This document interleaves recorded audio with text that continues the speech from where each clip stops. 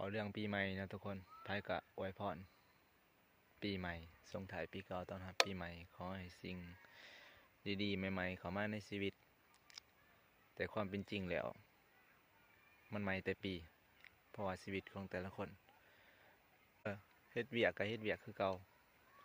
นายเวียกเก่าๆคนมากินเหล้าก็กินคือเก่าปีใหม่2024จาก2025ฉลองปีใหม่เข้าดาวก็กินเหล้ากินเบียร์บางคนและ2025ปีใหม่2026ก็กินคือเก่าบ่มีสิ่งใหม่บ่มีหยังเปลี่ยนแปลงผู้มักจมก็จมคือเก่าผู้มักด่าก็ด่าคือเก่าสรุปแล้วสิ่งใหม่ๆก็คือปีใหม่มีแต่ปีใหม่แต่สำหรับชีวิตของมนุษย์บ่มีข้อยคิดว่าบ่มีหยังใหม่ชีวิตเดิมๆคือเก่าเคยเฮ็ดอันใดก็เฮ็ดคือเก่าถ้าอยากให้มีสิ่งใหม่แท้ชีวิตเก่าต้องเปลี่ยนเป็นสิ่งใหม่